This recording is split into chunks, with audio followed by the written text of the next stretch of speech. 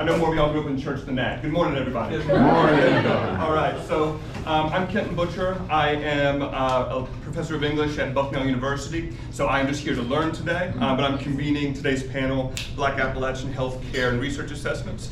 So I'll begin by introducing our panelists, and then the presenters will obviously deliver their presentations, and then afterwards we'll have time for conversation and Q&A. So our first presenter from Maryville College is Sol Robinson. Sol is a junior research lab assistant at Maryville College studying counseling psychology. Sol has a passion for research in underrepresented populations, spirituality, Solon history, and thanatology. Outside the classroom, Sol is president of the Black Student Alliance for 2 years and enjoys studying regional Solon history and meditation for self-understanding. And the paper title is Working the Roots of the Soul, a Qualitative Analysis of Bereavement in the Appalachian Mountain, focusing on Appalachians. And our second presenter is going to be Maria Morgan. Maria Morgan. I knew I was going to get that wrong. I'm sorry. Maria Morgan. And Maria is an undergraduate here at Marshall, majoring in English and history. Always nice to see another English major in the room. And so her paper title is Intersectional Healthcare Disparities, Racial, Gender, and Regional Struggles for Black Appalachian Women. So please welcome our presenters. And first we have Sol.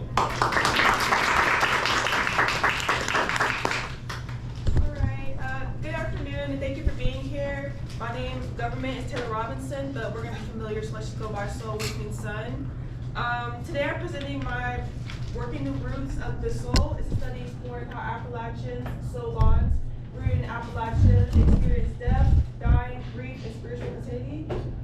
Although many cultures have well-documented death traditions, there is no contemporary psychological research examining how Appalachians navigate loss. Their practice are powerful, culturally grounded, and deeply meaningful, yet largely absent from the literature. This study begins to fill that gap. To situate this work, Solon is a sacred ethnic name created by T. Roy Parks, Merrock Wallace, and Dwayne Coleman to reclaim identity and lineage among descendants of enslaved and African diasporic free people. Solani refers to the cultural and spiritual practice that emerged from the identity, and Appalachians are Solons who culturally and ancestral roots are in Appalachia, a term defined by the writer Frank X. Walker. These identities shape how death is understood, ritualized, and remembered.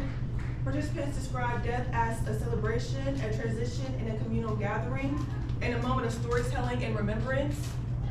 Right there is a memory jug. I don't know if you know what that is, but it's very popular within like the early 1900s, 1800s. It was a good way, especially for enslaved people, to kind of have a marking or a remembrance. So that's very cool. These practices have never been systematically documented. So today I'm here to kind of present all that. Yay! Understanding Solon identity is essential for understanding Appalachian grief.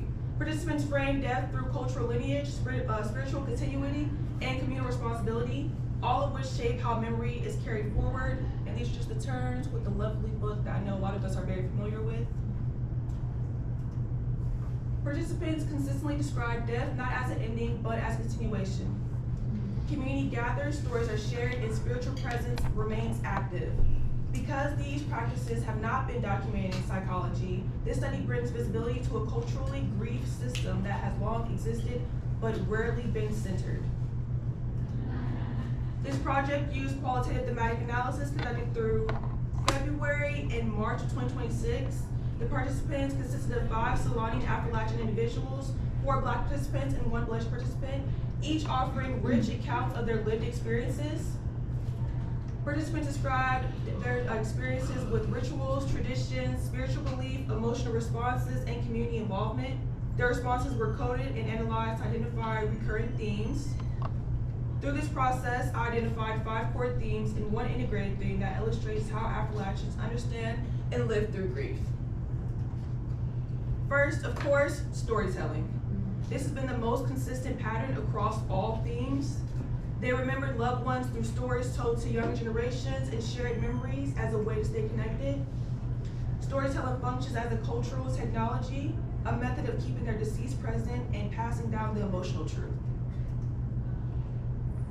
Theme 2, was described as emotions. They described emotions as multidimensional, sorrowful, mixed emotions, and quick grievance, mostly fond of memories. Appalachian grief holds sorrow, numbness, and acceptance, and humor, appreciation all simultaneously, which is pretty neat because most of the time people think it's either or. These emotional layers coexist rather than replace one another. Death was framed as continuation rather than rupture. Funerals described as celebration as far as balloon releases, birthday gatherings, and the belief that we will meet again soon.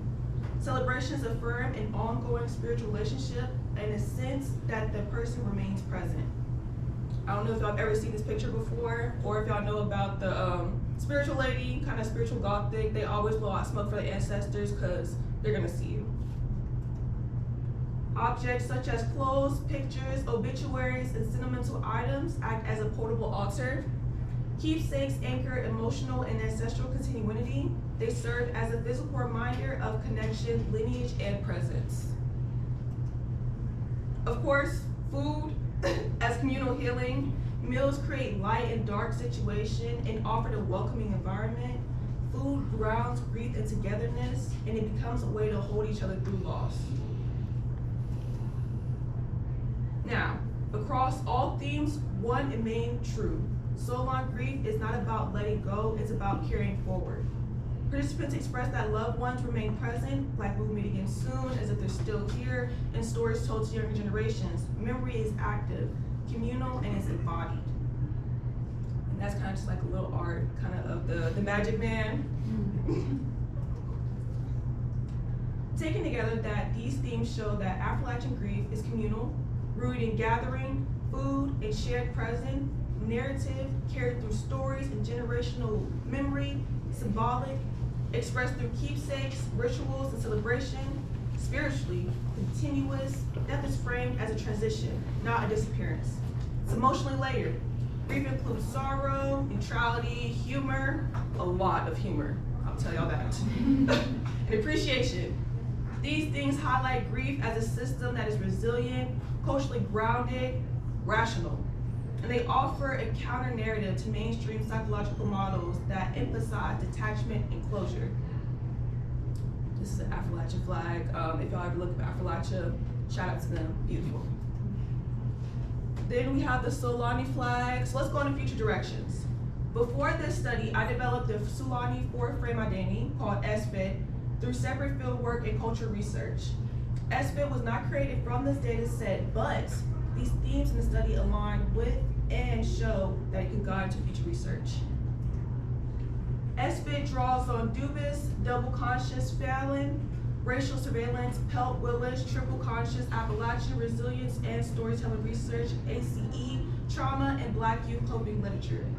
SFIT proposes 4 identity frames: racial, regional, culturally symbolic, and developmental, that shape Solani experience throughout the diaspora, not just in Appalachia. In future research, SFIT can help scholars understand how identity shapes grief expression. It designs culturally grounded mental health interventions, expands Appalachian study and Appalachian studies beyond whiteness, and it builds theory that reflects the Solon lived experience and not just literature reviews. Working the roots of the soul shows that Appalachian death practices are cultural, spiritual, psychological, communal, and is very deeply rooted in Solon identity. This study documents practices that have long existed but have rarely been centered in psychological research. By pairing these findings with future framework like SFIT, we open the door for research that honors Solon experience and expands the psychological study of Appalachia. Thank you.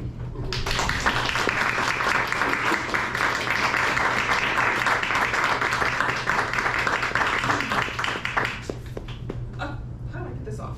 No, technology. Sorry. I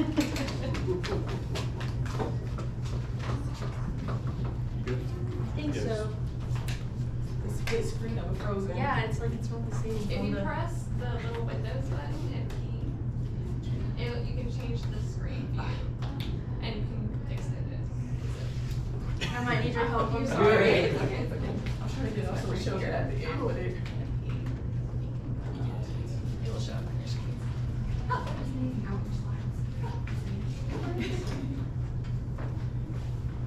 All right.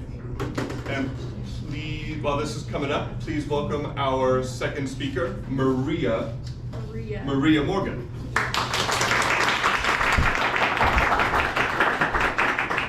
Sorry, this might take me a couple more minutes because I have to sign back in to my account. So, sorry. No, it's totally all right. I promise. I'll give you an awkward second introduction. It's all Yeah, good. thank you. Yeah, Yeah. you're welcome. I got you.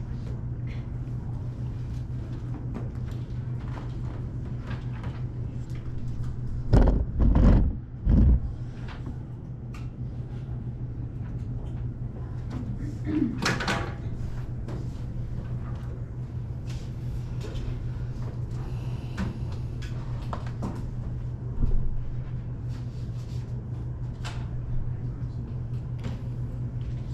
right, I think we're good. All right.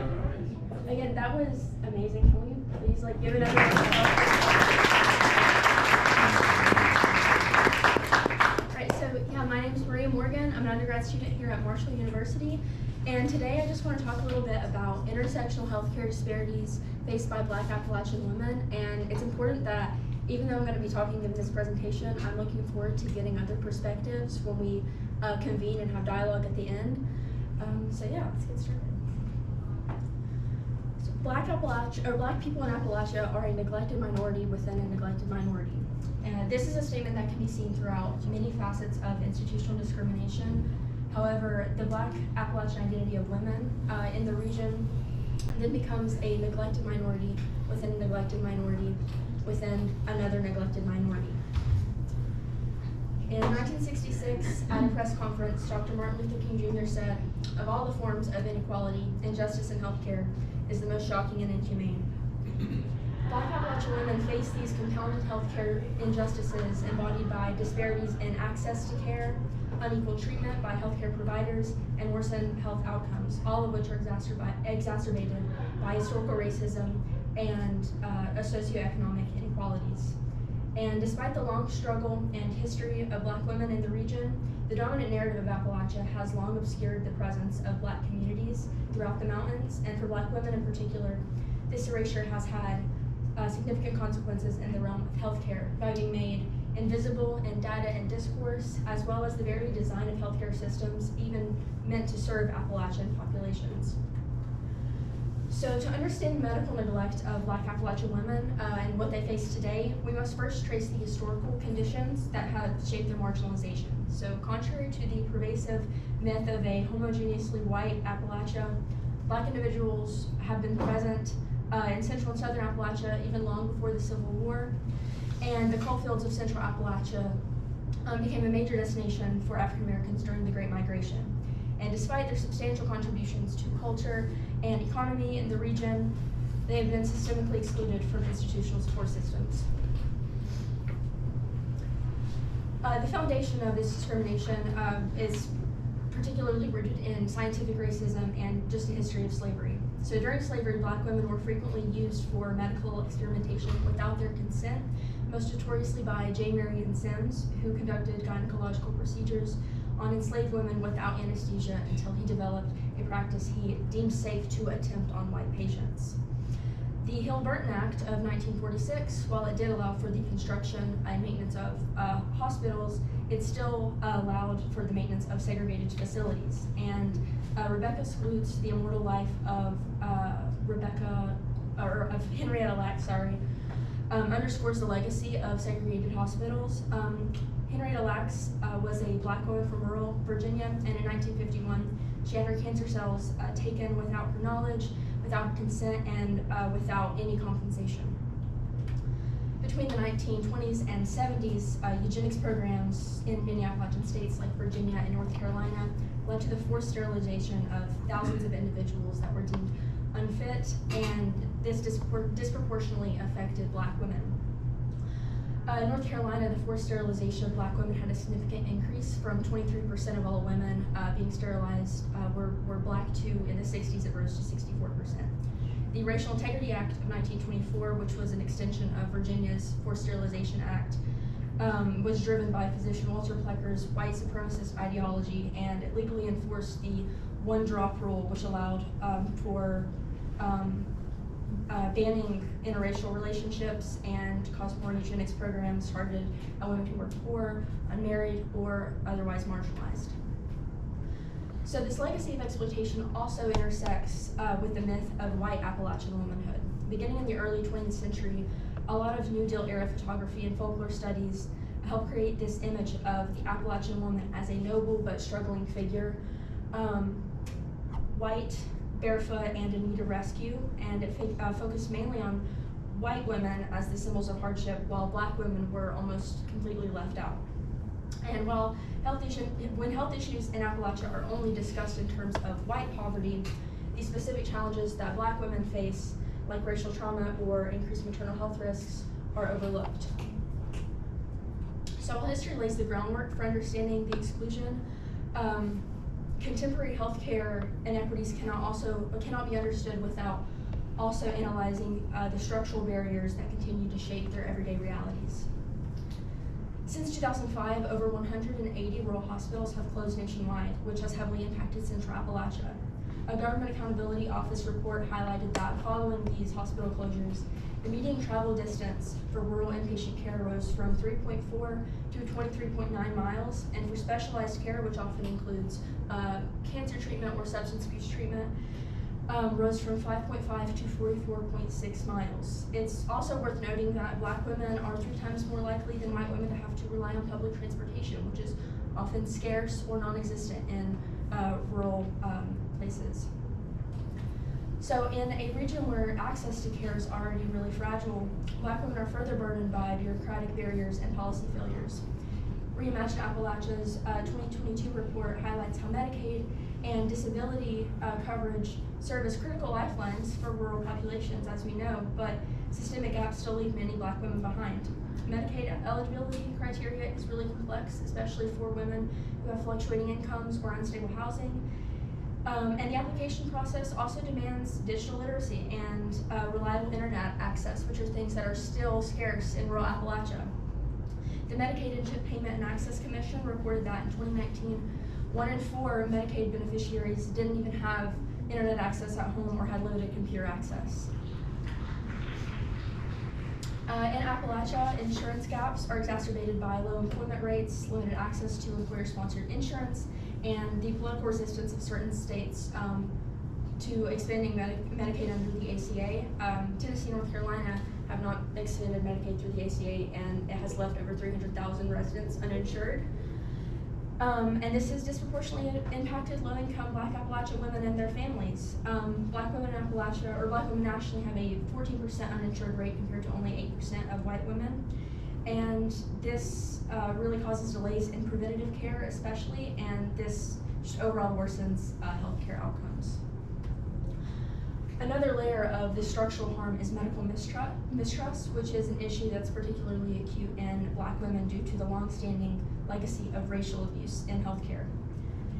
A 2016 study in the Journal of Urban Health shows that black patients, including black Appalachian women, report significantly lower trust in medical institutions and providers due to fears of dismissal, disrespect, or substandard care. For black women, entering a rural clinic often means entering a predominantly white space where one's body is either hypervisible or invisible, often viewed with suspicion or ignored altogether, and such environments, shaped by both racial and regional prejudice, discourage engagement with healthcare systems, even when the care is technically available. Systemic bias and discrimination are embedded in healthcare policies and practices, and this perpetuates the unequal treatment outcomes for these women. Medicare, too, reflects this inequity. Although Medicare is a federal program, racial disparities still persist within its structure. A 2021 report by the Kaiser Family Foundation reveals that black Medicare beneficiaries are more likely to report difficulty accessing needed care, they struggle more to pay medical bills, and they delay care due to cost. They also have higher rate of emergency department visits, and preventative care access is similarly unequal. For instance, in 2021, only 64% of black beneficiaries reported receiving a flu shot compared to 73% of white beneficiaries. The disparities within Medicare specifically underscore how even federally administered healthcare programs fail to eliminate these systemic racial inequities that shape Black patients' access and experience of care. In Appalachian healthcare systems, unconscious biases and intersecting stereotypes routinely harm Black women, particularly in how their pain is assessed and addressed. The strong Black women myth still portrays Black women as often being emotionally resilient and more tolerable and resilient, less sensitive to pain, which often leads to denial or undertreatment of their pain and their issues. It's also associated with chronic stress, disordered eating, and unmet emotional needs. Biases also contribute to healthcare providers dismissing Black women's symptoms. A 2022 study found that Black patients report higher lower back pain, but they receive less care than white women.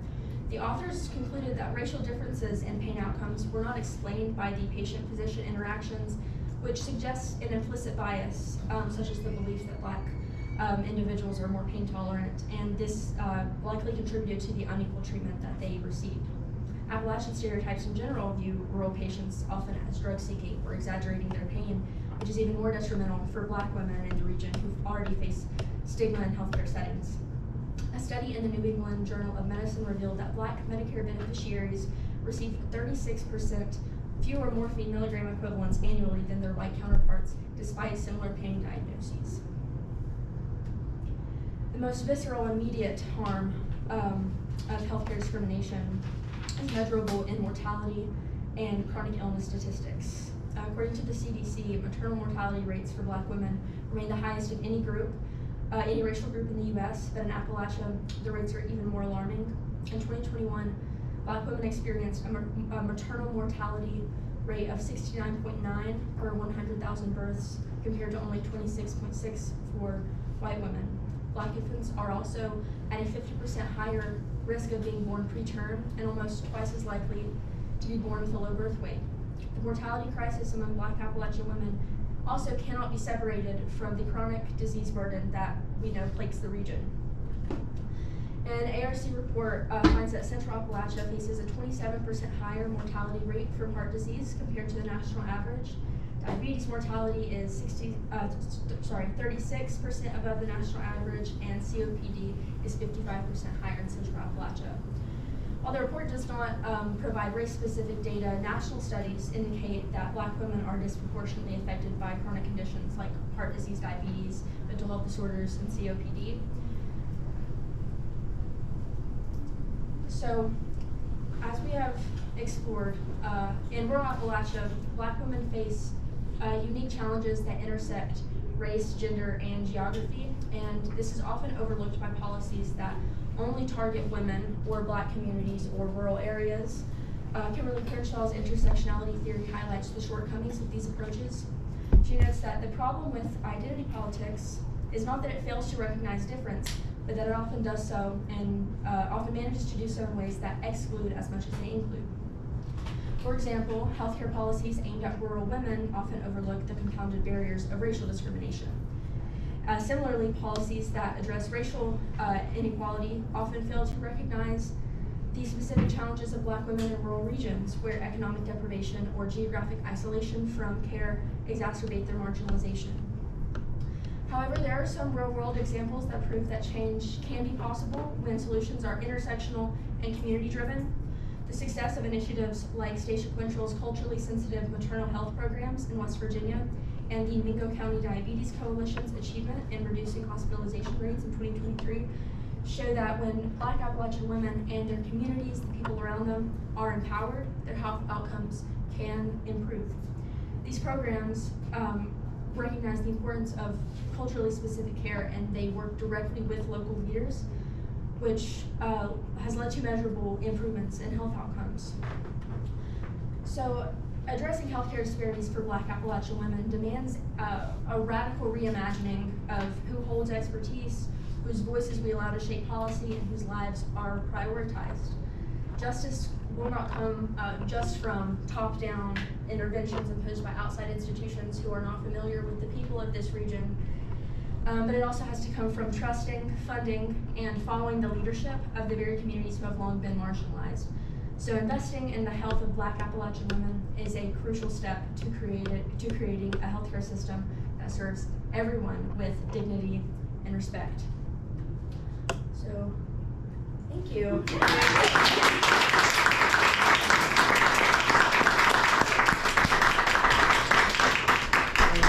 Can we get one more round of applause for our presenter?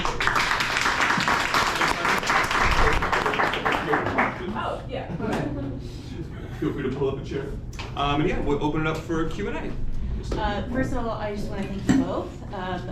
This is so exciting and wonderful, and is the reason why I love this conference and why I come to this conference.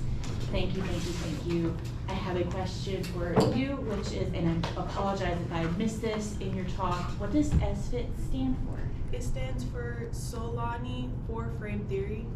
Thank you. All right, any other questions? Yes. So your question of it is about Black Appalachian grief. Okay, like is it like tangential, say Elizabeth Kubler-Ross's research and like the stages of grief? I would say that when I was doing my research, I mainly focused, or I was mostly inspired by W. Dubus' work on Appalachian reverement and kind of like understanding, because it's like a double conscious figure, I want to say.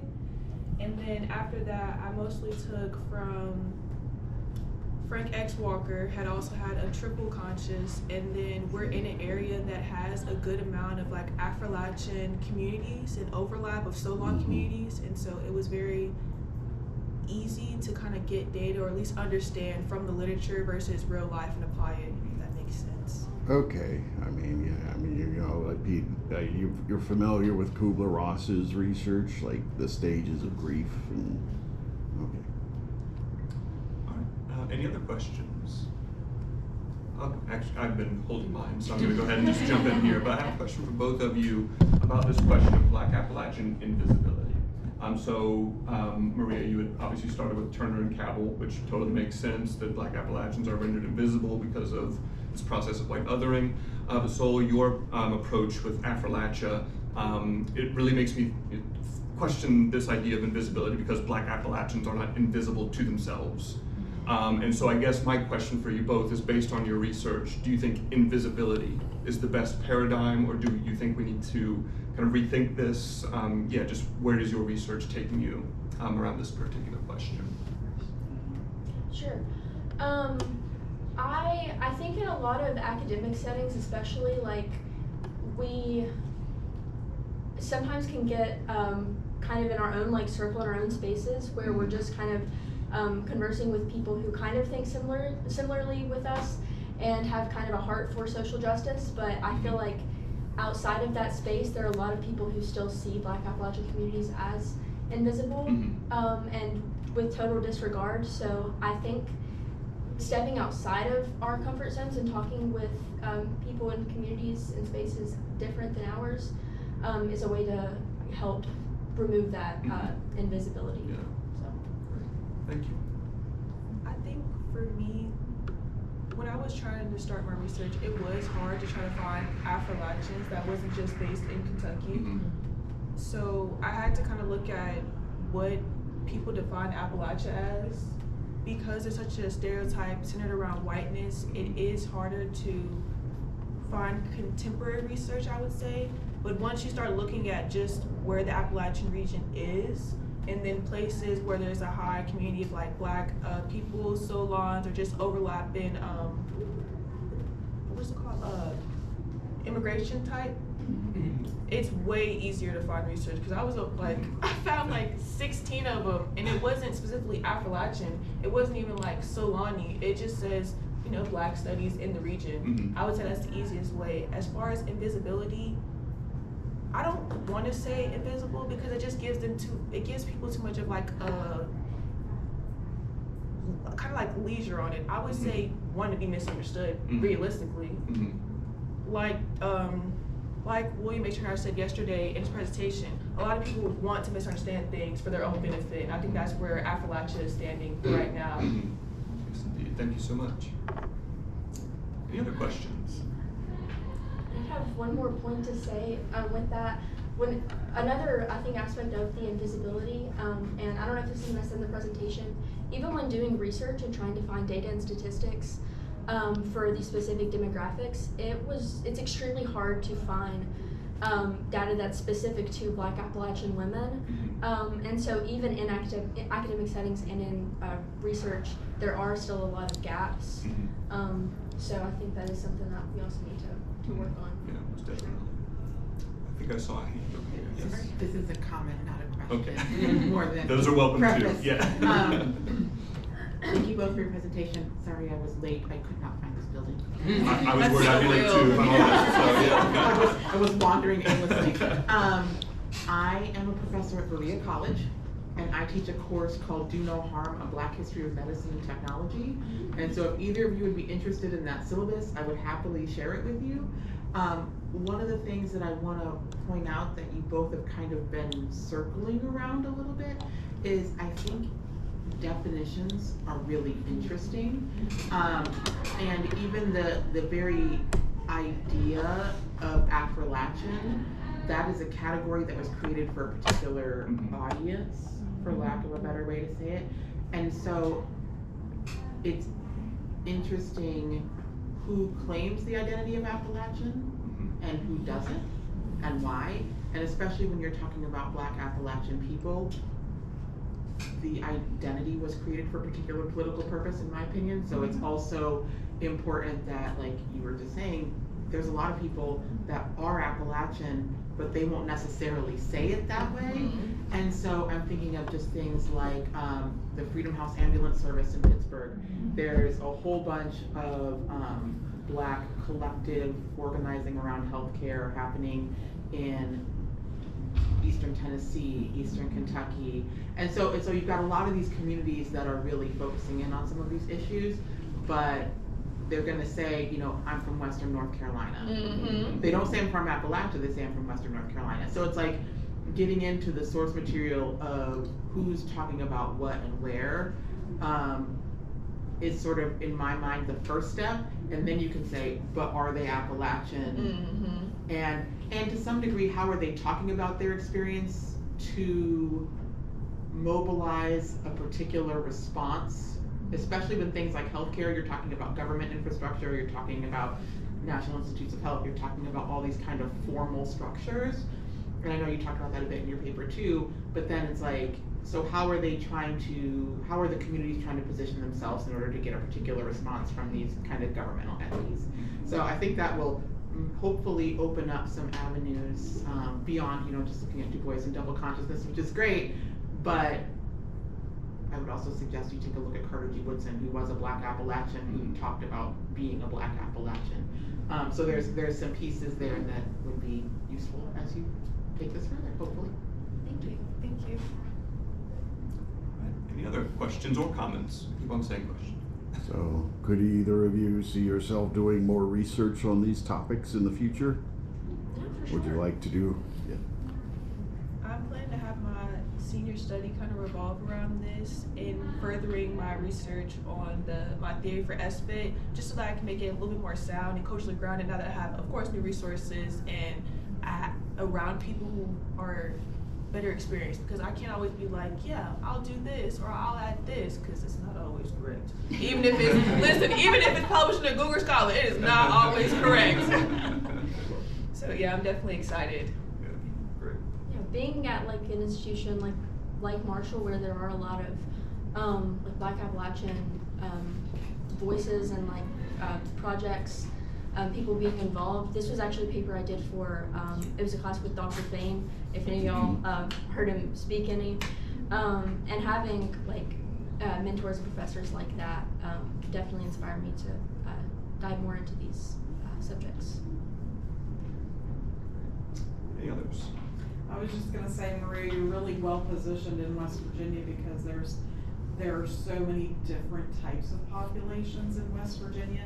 You know, Huntington is a much different place than rural Pocahontas County, right? Yeah. So you have a lot of room to investigate.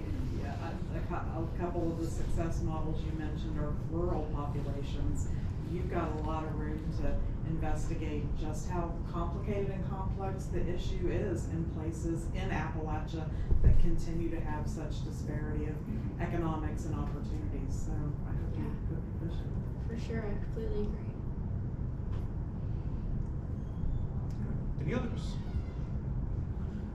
Just one observation. I appreciate both presentations today. And what really stood out in my mind is in Maria's presentation, the historical overview, very recent.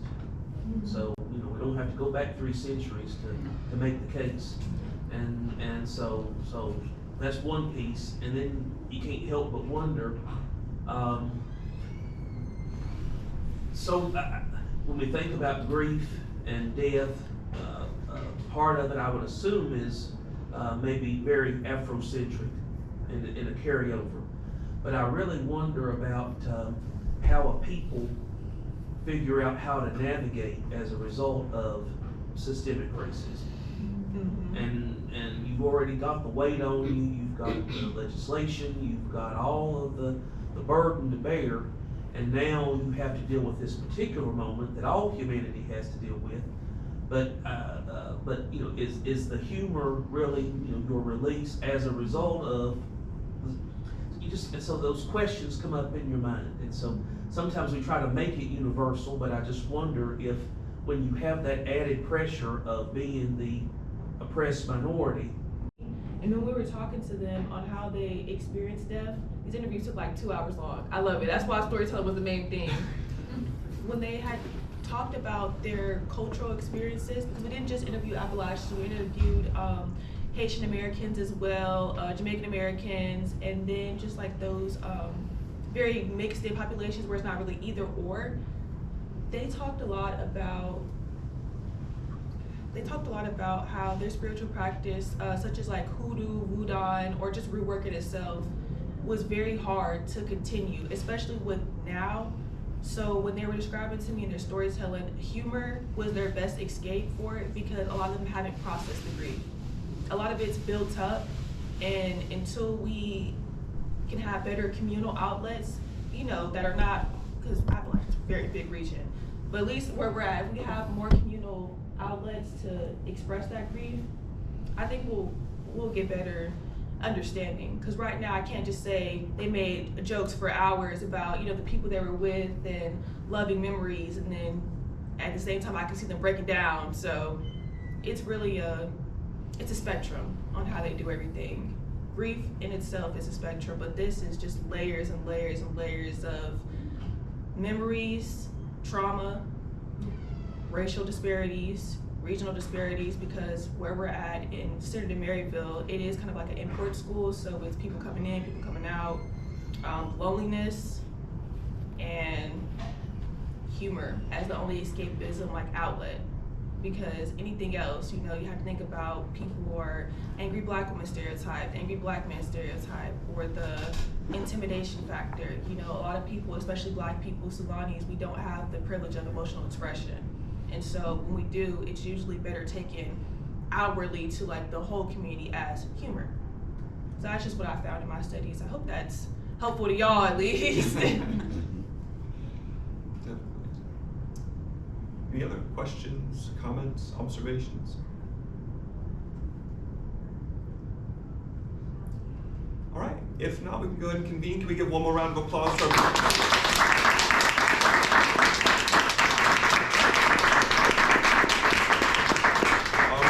Thank you very much.